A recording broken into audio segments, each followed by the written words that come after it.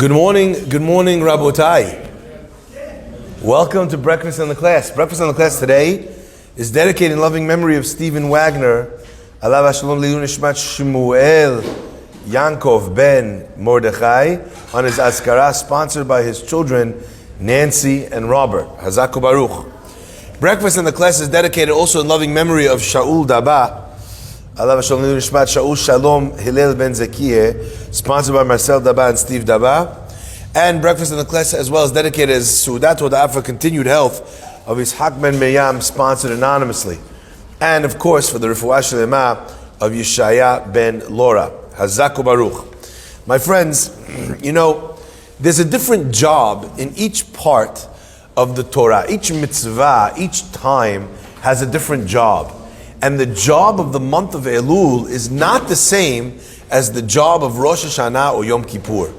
They are separate things. And I'd like to speak to you a little bit today about what the power and what the point of Elul is really all about. You know, on Rosh Hashanah and on Yom Kippur, we have a mitzvah of teshuvah. The challenge is that there's so much to accomplish on those days that you can't possibly do teshuvah in synagogue on Yom Kippur. There's not enough time. There's not enough quiet to be able to do that soul searching. The job of Elul can be explained by the following example. I don't know if any of you ever opened up a cookbook, but if you ever opened up a cookbook, you'll notice that there's two times on each page. One time on the page tells you how long you have to cook, bake, boil, broil the object. But then there's another time, and that time is called prep time. So I'll give you an example of what prep time looks like. I remember once, I decided, I got a juke in my head, I decided I want to make etrog jelly. Has anyone here ever made etrog jelly or etrog jam? Right, never? I decided one year I had a lot of etrogim. I'm like, great, I'm going to make etrog jam, that's going to be my thing. I'll give it out to people in the Mishloach Manor, I don't know, all right. Yeah? I open up whatever the website, I type in, make etrog jelly. I was like, brilliant, it says, take etrogs and submerge them in water. I was like, fantastic, I can do that, that's easy. I'm in. And then I read the next line, it says, for 3 weeks. I said, I'm out. 3 weeks? Who could wait that long to make something? But the interesting thing was that after you went through the prep time of 3 weeks with the etrogim sitting in the water, the rest of the process, take the water, take the etrogim out, boil it like this, mix it like that, that didn't take very much time at all. That was actually a very quick process. No, I did not do it. I was not having etrogs sitting in water around the house with a bunch of kids for 3 weeks. That was not happening, okay? But the point is, my friends, that there's many things in life that the prep time actually takes much more time than the process itself of the creation of an object. If you think about this idea, you'll realize a very deep truth about much of Judaism. You know, the Gemara tells us that there was a convert that came to Hillel. He says, you know, I was just at Shammai's house. He says, oh really? What'd you do there?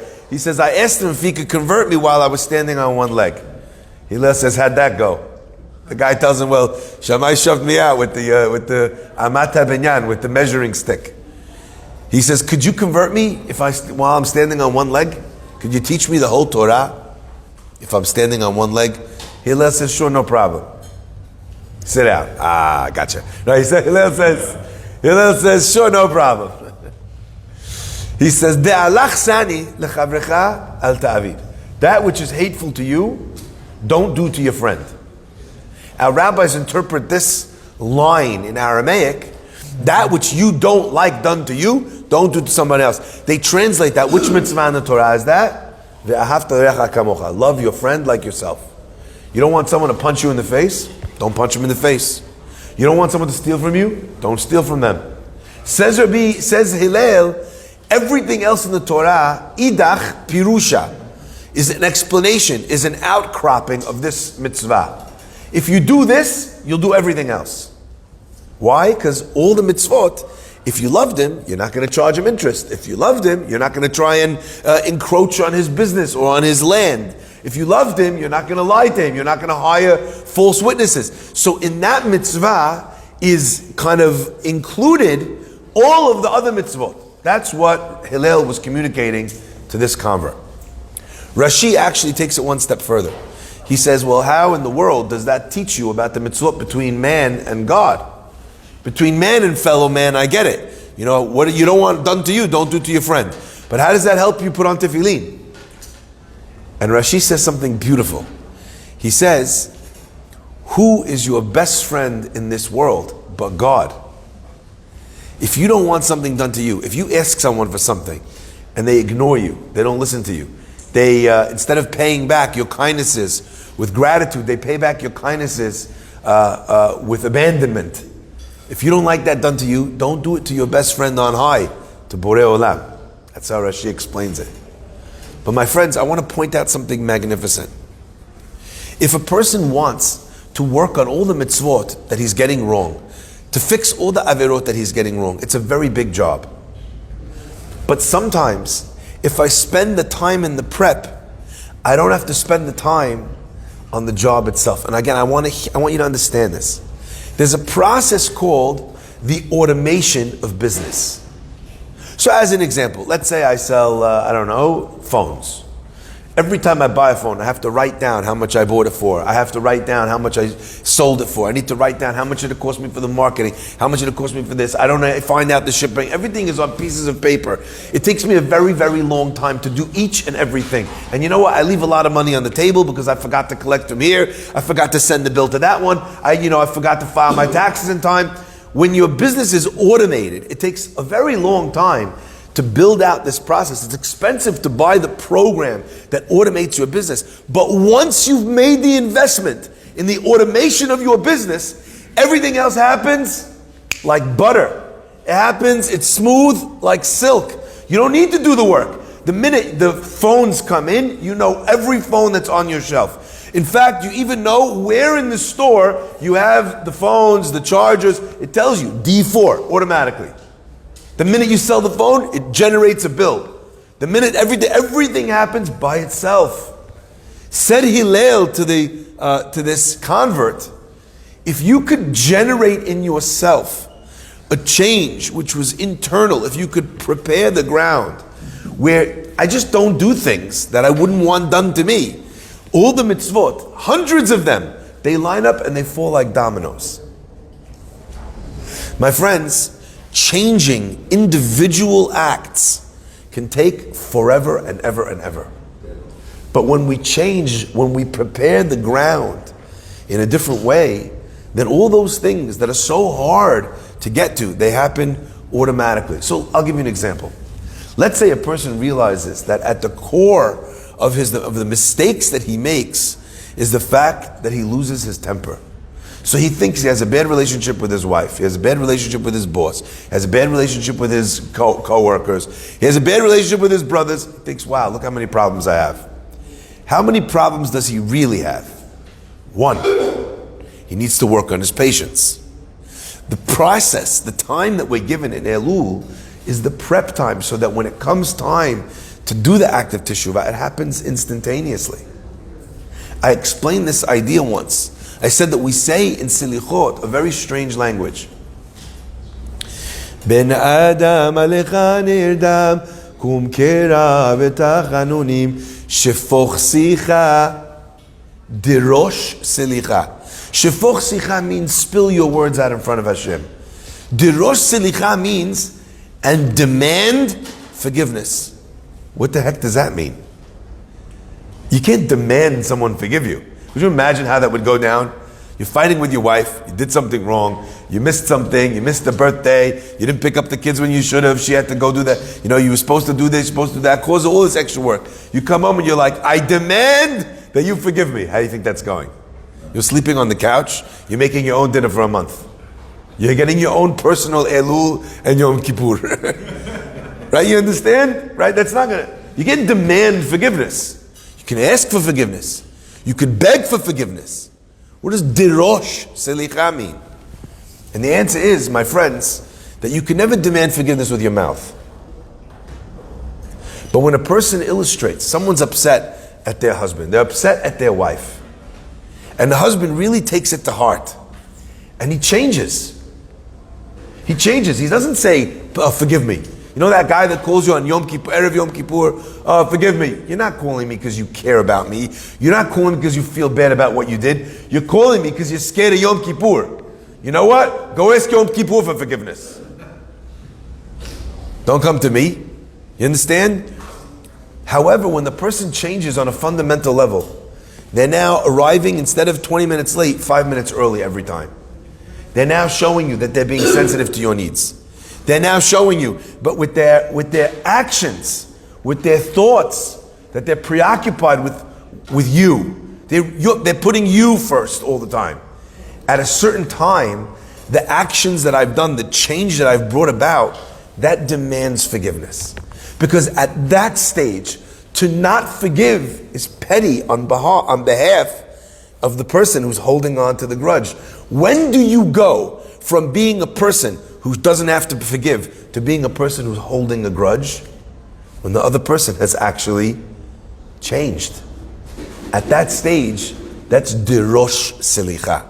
Okay? So the hard work happens in this preparation. And then, so to speak, so many things, they fall by the wayside. They happen in a much easier way. Let me give you an expression, an idea of how this works in real life.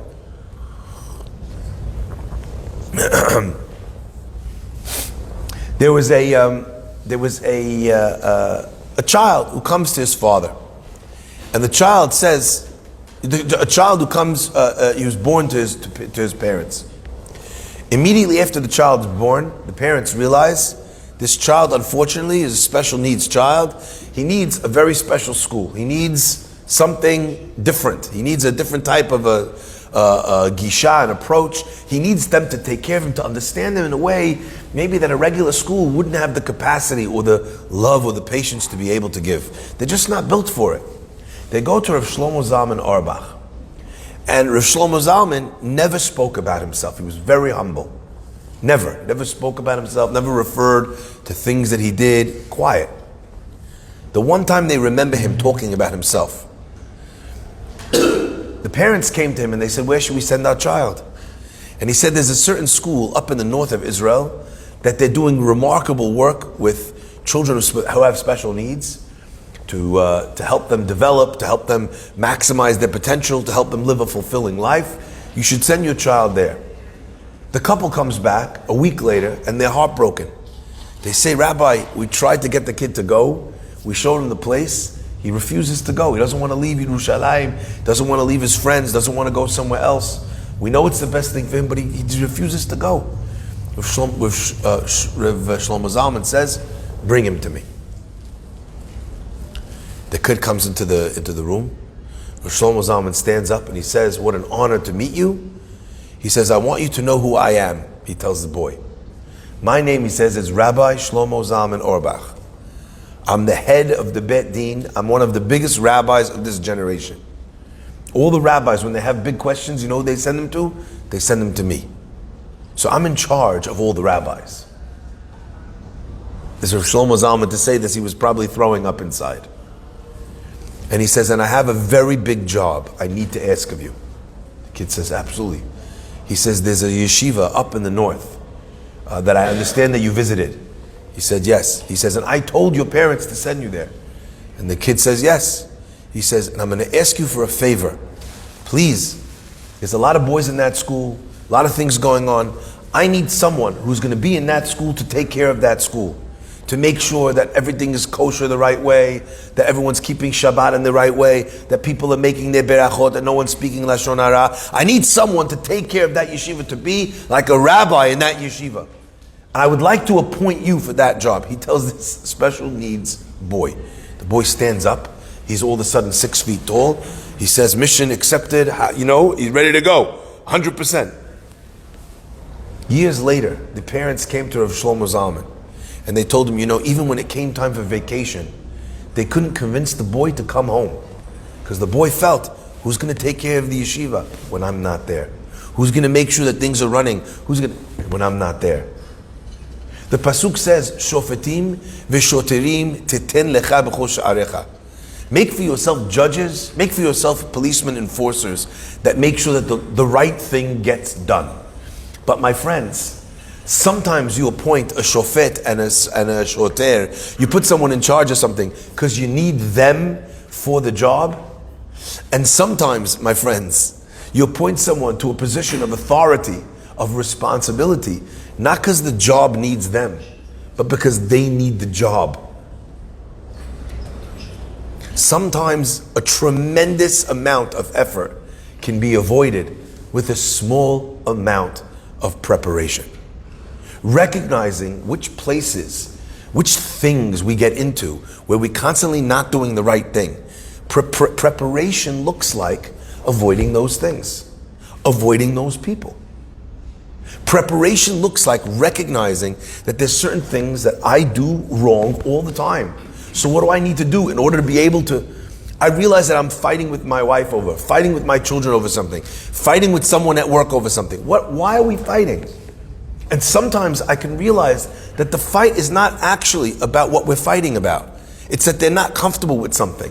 And if you could change something which is irrelevant, which has nothing to do with this goes away. And I need to make this point abundantly clear. There are things that we struggle our whole lives to change. And the reason is because we're trying to deal with the problem frontally. And we're not recognizing that there's a backdoor entrance that we could go through that makes the problem disappear completely. Disappear completely. But it takes prep. The pasuk says, Lichuna v'nivakecha, God says. Come, let's make a cheshbon. Let's work this out between me and you. Borei Olam is ready. He's happy to work with you during this time to be able to get over the problems that you have. A person I know doesn't go to the gym. He's getting very, very overweight. He's an elderly person. And I said to him, it's not healthy. The guy said, Rabbi, what do you want from my life? He says, you know how much a gym costs? He doesn't have the money. I said, that's the problem. That's the problem. We'll get somebody to help you with the gym membership. We'll go speak to the place, the gym. You understand? So here's a guy that we could be fighting with him his whole life about getting healthy. And again, at that stage, it's an unhealthy issue. It's not about looks. It's not about, feeling like you look great. That's not the point here. The point is, it's an unhealthy thing. He can't carry that weight at that age. And he knows, and his doctor's telling him he needs to exercise. What did it take? It took a conversation with the gym. So the irony is that all this time, the family, other people, the doctor, they're all talking to him. Who did they need to talk to? They need to talk to the gym. They got the price down. The guy went, Baruch Hashem, he started a healthier lifestyle and slowly but surely got to a much healthier place. Sometimes you're talking to the wrong person. Sometimes you're talking to the wrong thing. Shofetim v'shoterim titen lecha b'chol sha'arecha means that a lot of times there's something in history called the Trojan Horse.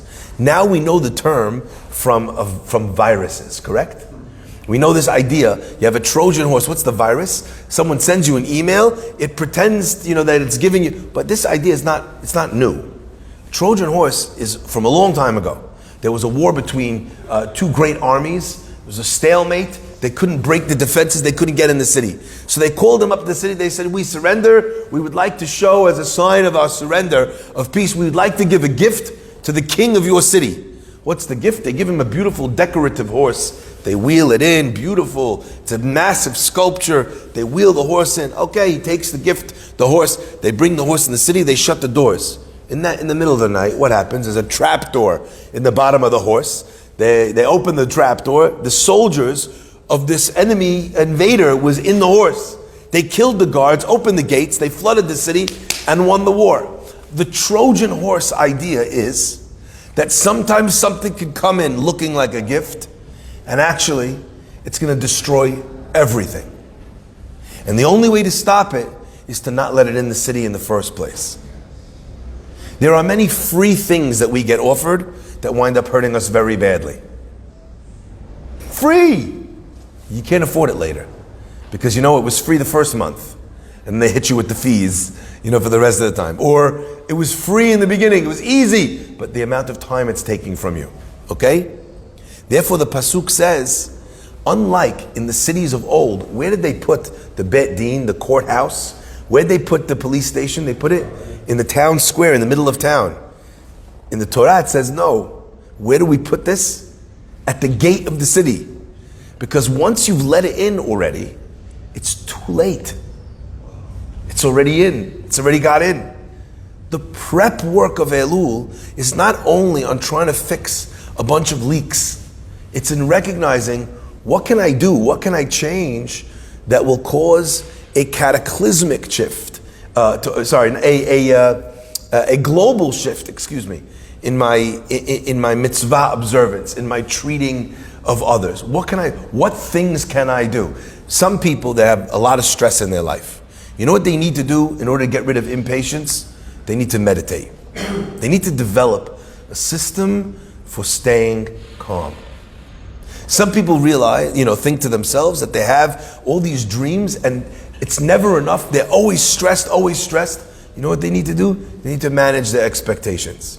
They're already making enough money to live in an apartment, to have a car, send their kids to school, to have food, have clothes. They're just not making enough money for the second home or the third home. So they give themselves a heart attack for the extras, for the first class ticket. Prep work says, what's going on? Let me take a look at everything that's going on here. And you know what? Maybe solving the problem is changing the goal. One more time. Maybe solving the problem is changing the goal. All of that is the wisdom of what Elul is all about. Okay? It's not only about working on individual problems, it's about recognizing systemic failures, putting guards and judges by the gate of my personality, of my persona, and figuring out what am I letting in that's rotting the system? And what if I kept out would actually allow me for time to heal, to develop in a way where these things, it's not that I'm dealing with them all the time and winning, they just stop coming up. May Hashem bless us to have the foresight, the wisdom, the courage to be able to create lasting change, to be able to invest in prep work. Baruch Adonai Le'olam, Amen v'Amen.